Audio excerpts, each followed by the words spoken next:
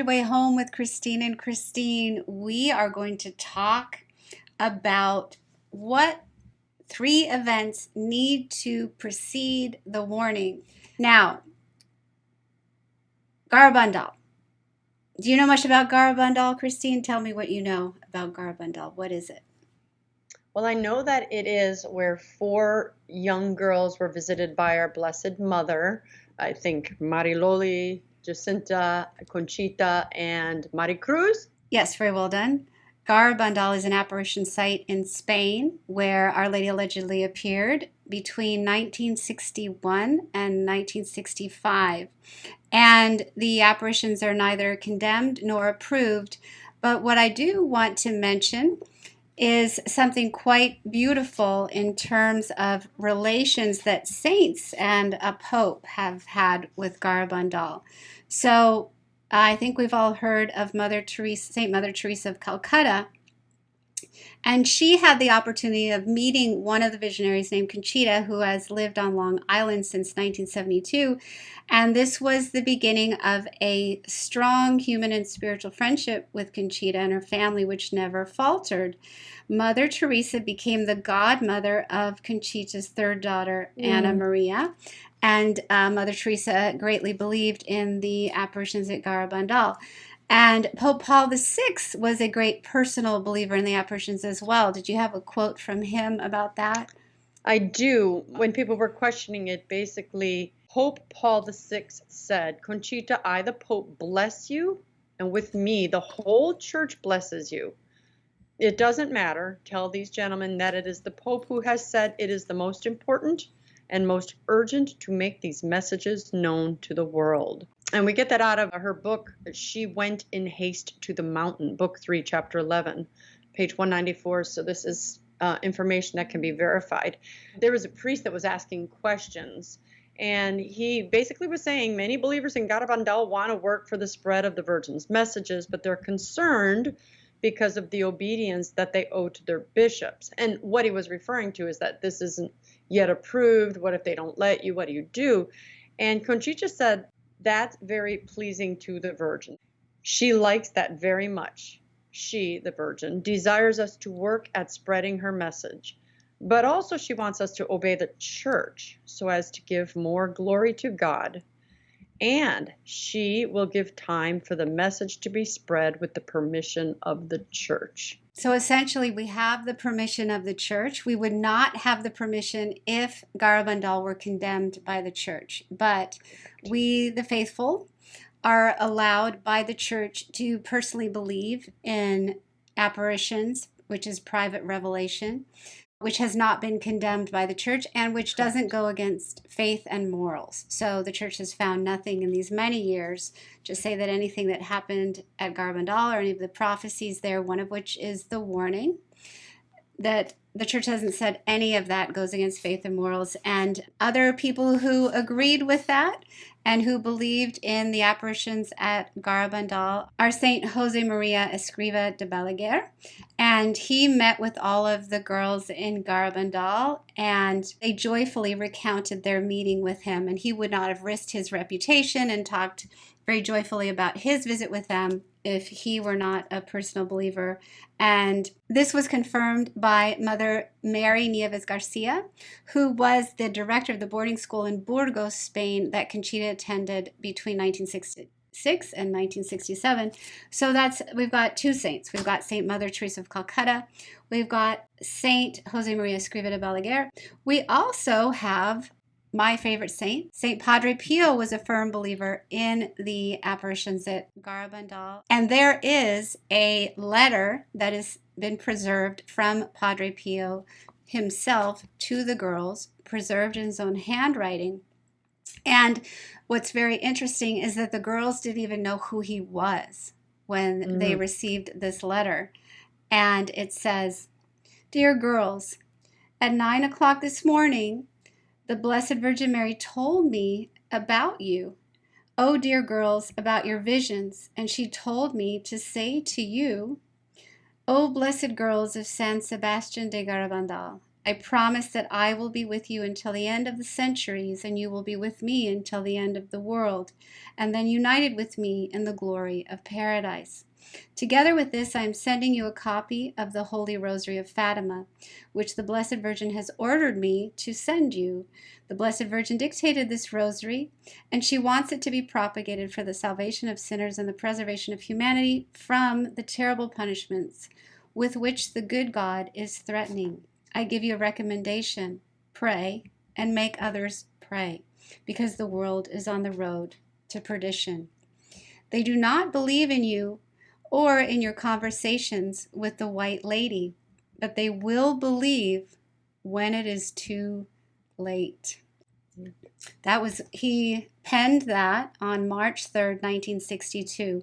And last but not least, St. Pope John Paul II wrote in a letter to Alfred Weber, an author who wrote about Garabandal, "May God reward you for everything, especially for the deep love with which you are making known the successes related to Garabandal, that the message of the Mother of God be received in the hearts before it is too late. As an expression of joy and gratitude, the Holy Father gives you your apostolic blessing."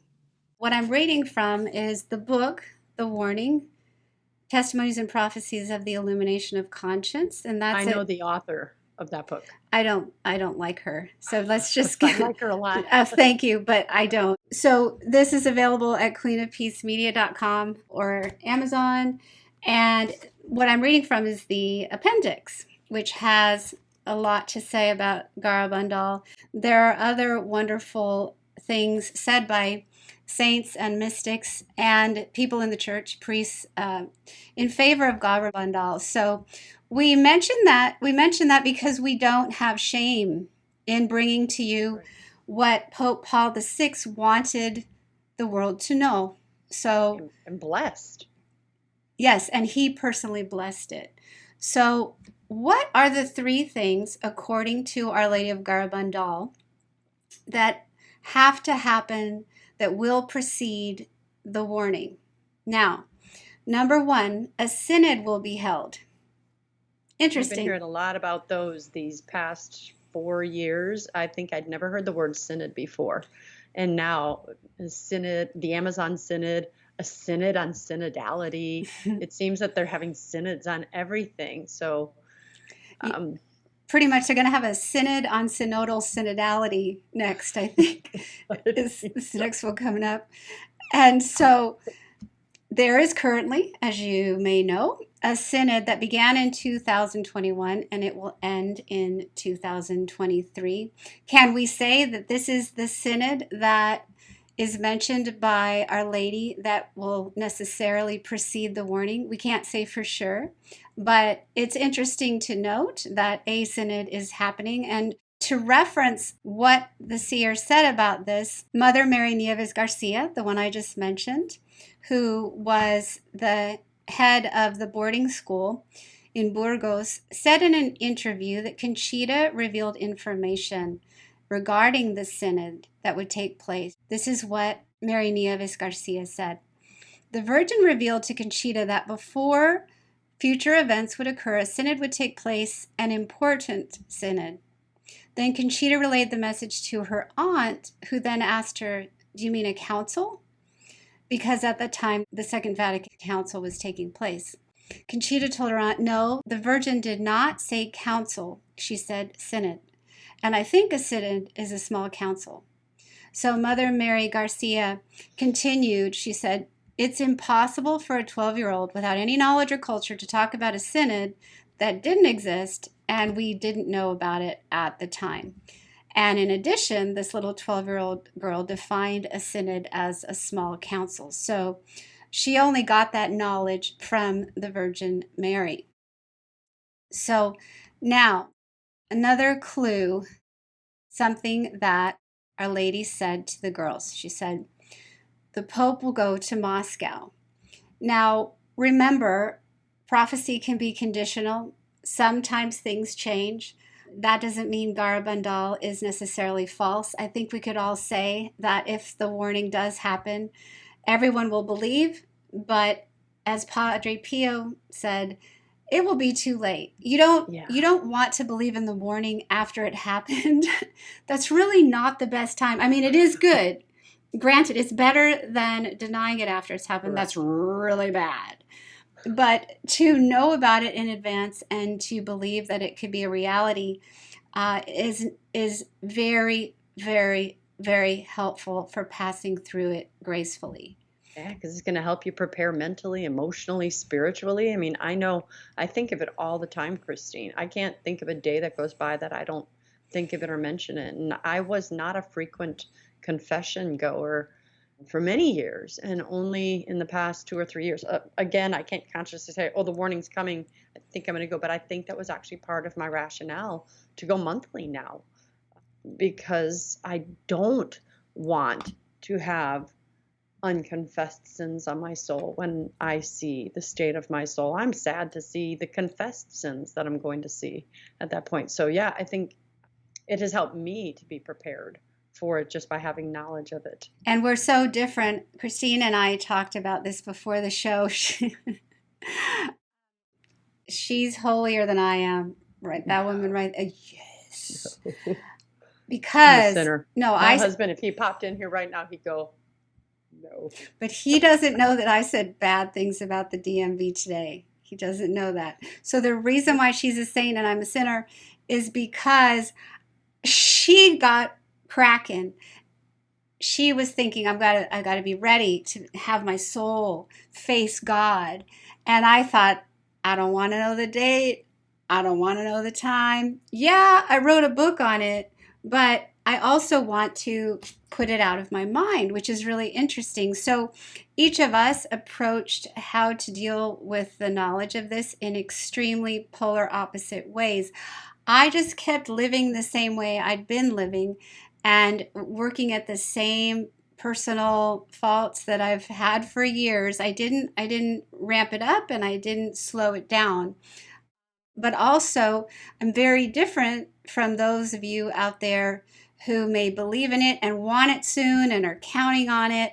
And later on, Christine and I will talk about how that can be good and that can be bad, and what to watch for within ourselves to make sure that we're still moment to moment living in the divine will, and we're not letting that knowledge or expectation or fear or however we're approaching it to pull us away from exactly who God wants us to be now and what we're supposed to be doing now. Right. So, number 2, in terms of the 3 things, we mentioned the first one, that there would be a synod before the warning happens. Number 2, Pope will go to Moscow. Now, hey, that may or may not happen, but here's the resource for that is a book in German written by Albrecht Weber in a 1965 interview with Conchita. And the book is called, here's where I don't know German, but I'm going to do a lot of to make it sound German. Ready? The book is called Garabandal, der Siegfinger Goetz. That's partly French. That wasn't even, okay. I want to put that across the screen because I Frenchified that. Okay, so let's just moving on. So Conchita revealed that one of the signs before the warning is that the Pope will go to Moscow, to Russia. When he returns to the Vatican, hostilities or wars will break out in various parts of Europe, she said. Now, it's important to note that it's very unusual. A pope has never visited Moscow before, and Pope Francis thus far is the only one who came even close. And the fact that he came close means perhaps that this prophecy has already been kind of fulfilled. We'll see. He's the only one who came close when he was the first pope to meet with the head of the Russian Orthodox Church in Cuba in 2016, interestingly enough. And then he openly stated that he'd be willing to visit the country of Russia. And according to an article dated December 22nd in 2021, and this article was in ABC News, it was in the National Catholic Reporter, all over the news, it said plans are progressing for a possible meeting next year, which would mean this year now, between Pope Francis and the leader of the Russian Orthodox Church. So the, let's see, Metropolitan Hilarion, who's the foreign relations chief of the Russian Orthodox Church, met for about an hour with Francis on Wednesday morning at the Vatican. Wednesday morning being right before December, in December. So Metropolitan Hilarion said, we had a chance to discuss specific dates and venues today, but they are yet to be specified and agreed on, so we can't announce the date and place yet. So question mark with that, but that's very interesting. No, I would say that definitely there's movement toward that possibility. Well, it's just been so active at it too, Christine. I mean, at the beginning of the year, right when the Pope did the consecration of Russia in the world, back then the conversation was that it might still happen this year. And I know a couple of us here were like, oh my gosh. And then we heard that it was canceled or it wasn't happening right away. But, you know, it is a very real and active conversation. I mean, it's in the media and the secular media too. So it's just one of those, keep your eyes open. It's not out of the realm of possibility for this Pope to do it because he's been talking about it, almost went. And, yes, you know, in God's time. So Albrecht Weber, the author of the book on Garabandal, said that when the Pope returned to Moscow, there would be a revolution at the Vatican from the advance of communism, which brings us to number three. Communism will have engulfed the world before the warning comes. So Jacinta, one of the seers at Garabandal, said that these difficult events will take place before the warning because the warning itself will occur when the conditions in the world will be at their worst. I think that says a lot. When Russia will unexpectedly and suddenly overrun a great part of the free world. God does not want this to happen. In any case, the warning will come when you see that Holy Mass cannot be celebrated freely anymore. Then it will be that the world will most need the intervention of God. So I think it's important to mention this because if we know that that's a possibility, that the churches will be closed, that we can't celebrate Mass, there's nothing wrong with realizing, okay, I'm going to not freak out when that happens. I'm going to realize that God knows. God knows. I'm going to perhaps tell my pastor who says in return, you're crazy, get out of my way. Nothing. But, you know, should that happen, then the pastor is also, in a sense, while he may reject it outright, he is given a grace to also prepare, because for such things, who hasn't prepared in some way for persecution when it's been announced? Is it not a gift from God to know, right, okay, where would I go? Who would I trust? What are the possibilities of having Mass in my own personal makeshift catacomb? Is there anything wrong with thinking that through, not in a way that's fearful and angry and despairing, but just pondering, you know, with God, what would I do in that case? And then I believe that when things like that happen, it's less of a shock to the psyche. There's less dismay. One can continue to be the leader that one is called to be. That's a personal opinion. Others may disagree that it's best to be blindsided. Yeah. Well, you know, Christine, there are a group of us here. I never heard the word prepper before, but it's actually becoming more mainstream because the people, non-religious people, are talking about those preppers that exist. And so it may not be for 2, 3, 4, 5, 6 years. Who knows when it'll happen? But let he who has eyes see, let he who has ears hear. And just like you were saying earlier, you're kind of like, keep it at bay. And I'm not necessarily, well, I was kind of like, you know what, if we have to go through this, let's go through this now. Let's get this over with. But then I sit in church and I'm like, Lord, thank you so much for giving me this opportunity to daily Mass. And then I realized, well, that's going to be gone. Anyway, the reason I bring it up is we do have people around here that have gotten these messages at different times in their lives. And we're all just going to meet together and say, look, whenever it happens, what are we going to do for food? How are we going to communicate with each other? How will we have access to a priest? And I know some people call us a conspiracy theorists, but I call them conspiracy facts, the things that we're starting to see.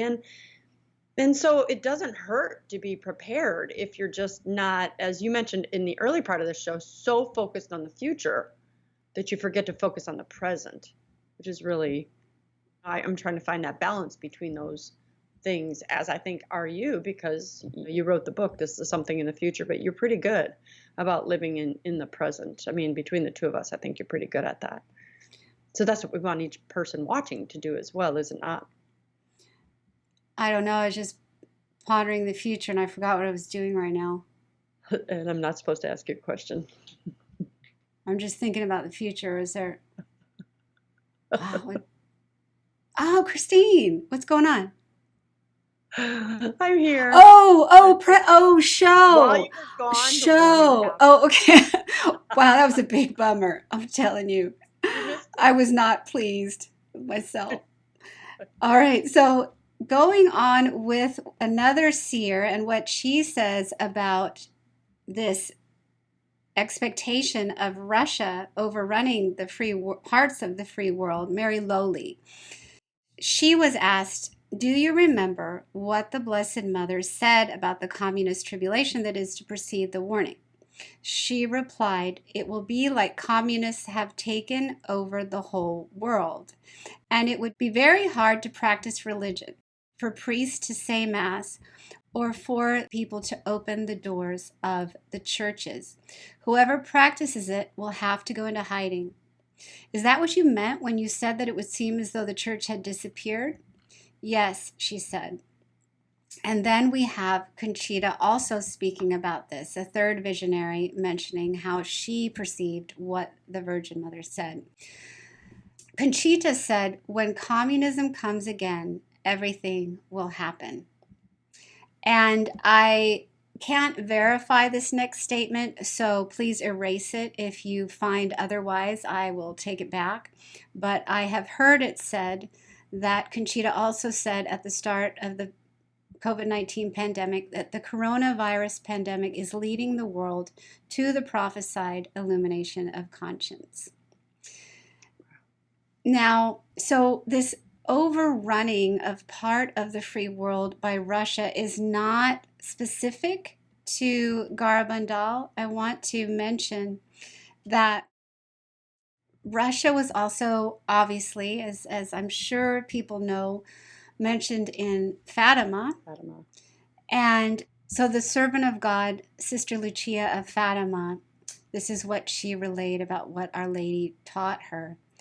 She said, many times the Most Holy Virgin told my cousins, Francisco and Jacinta, as well as myself, that many nations will disappear from the face of the earth.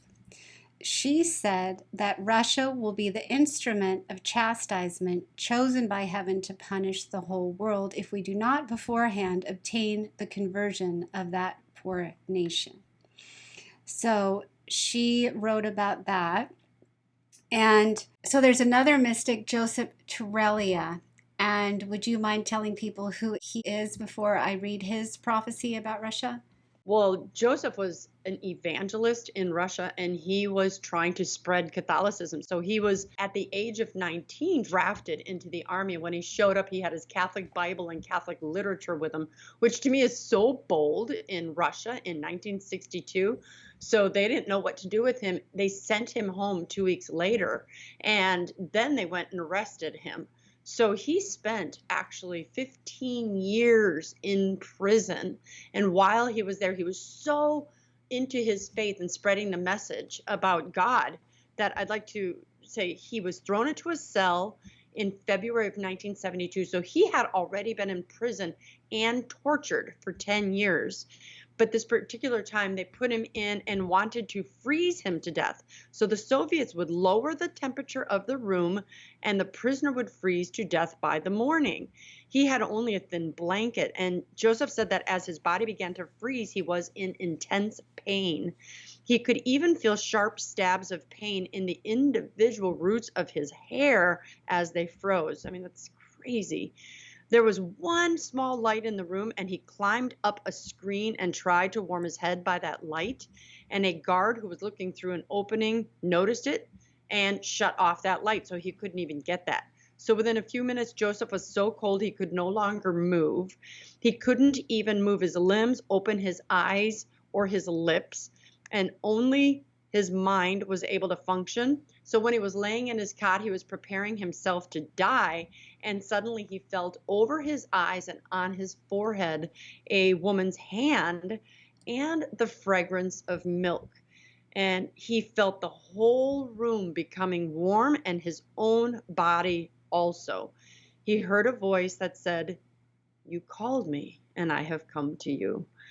So that is a pretty powerful one of the miracles that you can get if you read his autobiography. But this is a guy who's willing to die to get this message to the communists in Russia of God and his grace. So he said when he was in prison, he allegedly received some prophecies about Russia. And he's Ukrainian, by the way. I think we didn't mention how important it was to say that and how apropos for today. Totally. Pray for Russia. Pray for the lost Russian nation. If Russia does not accept Christ the King, the Third World War cannot be averted. If Russia does not accept Christ the King, the entire world faces ruin. So that's what this holy man said.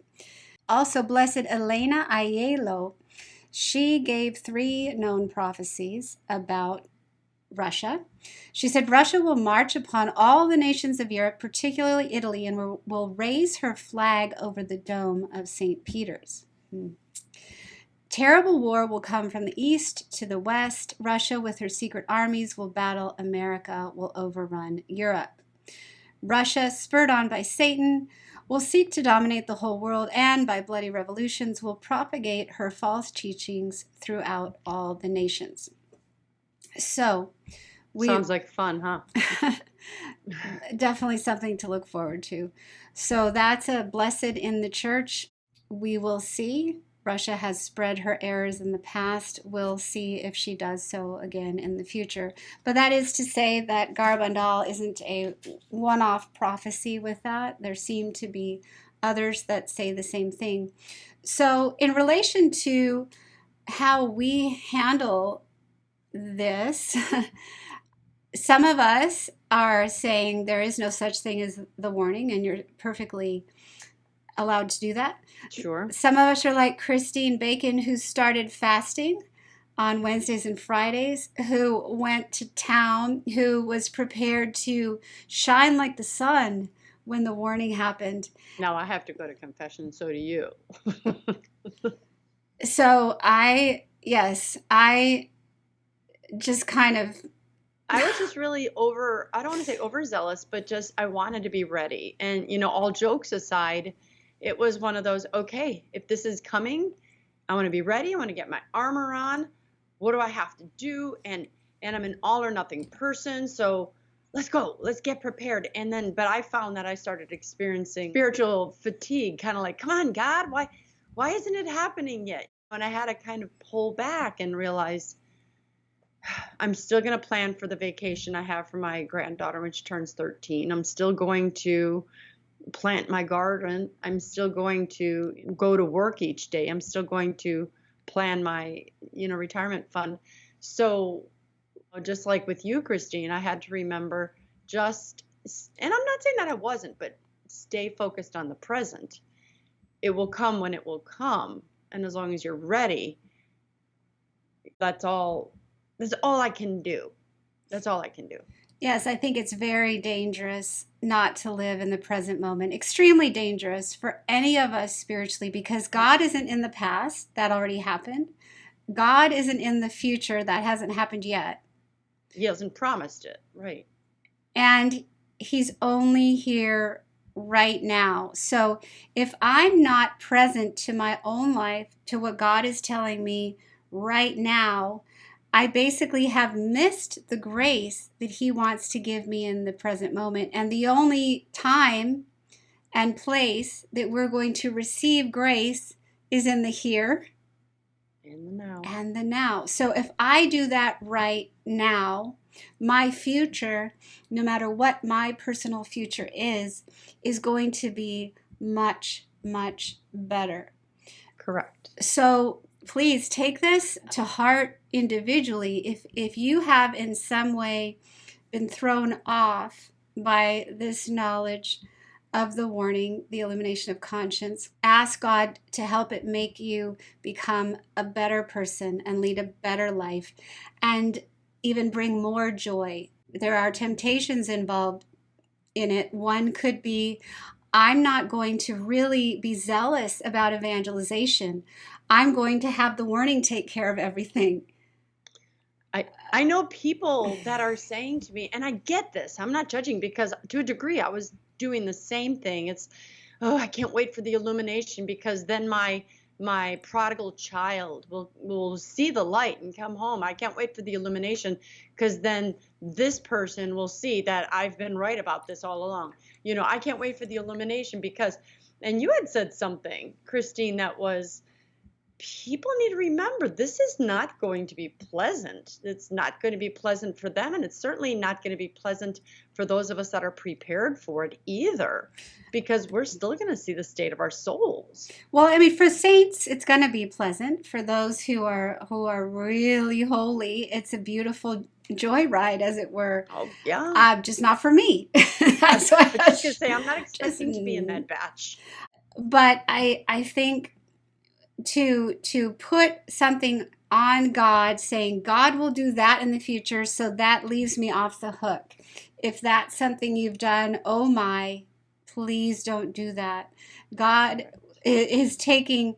cares about the salvation of souls now, just as much as he does then, just as much as he did yesterday. God is eternally trying to save souls. And so if you became zealous, and you're jealous of Christine Bacon, as am I, because she just really went to town with everything. I know my sins. I do too, God told me. I don't. Oh my gosh, how come you're still my friend? I've just tried to forget about it, like I try to forget about the warning. My husband does that. So, but Christine, my advice to you that's unsolicited is keep up the zealous nature. If you're still fasting on Wednesdays and Fridays, that's also a message being given by Our Lady. So it's something that she wants anyway. And to stop that and to say, well, I'm going to stop because I'm burnt out because the warning didn't happen, is once again not living in the present and not living about what she's asking. And so if we were zealous because of the warning, and we're not zealous because it's not happening, the zealousness wasn't grounded in the right place. Correct. And so the answer to that would be to go back to Jesus, to pray to him, to call on Our Lady for help and say, bring me the zealousness of the saints that happens irrespective of any future event. Right. And if you are working in the opposite direction and you're saying the warning will take care of it, well, this would be a challenge to those who are doing that. Do you want to see in the warning what you were supposed to have done during this time and didn't do? Right. Well, that won't be for a while, so I'm going to continue to watch Netflix, right? Or I don't have to do that really difficult thing you're asking me to do, God, because you're going to take care of it later. No, it's about being a saint now. It's about being zealous now. And one of the things you brought up, Christine, I wonder if you have a few words for everybody, is to really work at, and sometimes it is work, people, to maintain the joy of the Lord. So, Christine, do you have any advice for the world on remaining hopeful and joyful? God wants to give us his joy so that our joy may be complete. I mean, I think that right there is the best part of the message, is to remain joyful. There are some people, so we have people that are naturally pessimistic and some people who are naturally optimistic. And again, God is joy. He wants us to focus. But if you are so optimistic that you think everything's going to work itself out, then maybe you need to take a little look at some of the darkness, some of the things that are going to happen. And we're really looking for you to transfer into more, it sounds bad, I won't say into reality, but understand that good and evil do coexist. And if you're one of those that tends to be just always Eeyore, oh my gosh, woe is me, oh my gosh, I'm never going to live through the warning, oh my gosh, I'm never going to do this, I'll never be good enough, this is going to be horrible. That's what, when Christine first brought this up, focus on the joy. God is still God. God still sits on the throne. He gave you the last page of the novel before you even open the book. You know that God is going to win this battle. So keep your eyes fixed on him. And I think that's what, Christine, my best advice is to find that balance. Look at the darkness that you need to look at, but keep your eyes fixed on Christ and say, Jesus, whatever you have planned, whatever your timetable is, I'm doing my best to be ready today. Please walk with me. Help me to be the best Christine Bacon I can be today, because I may not be here on the day that the warning comes. God forbid, but many people are going to be passed away by that day. So we need to just focus on today. So we are hoping that you, the listener, can rest peacefully and joyfully in the knowledge that God has everything in the palm of his hand, that our only task really is to become a saint. And so may we pray a concluding prayer for you to that end. God, you know everything. You know exactly what we need when we need it. Only you know the future. And there's a reason why you don't give us specific dates.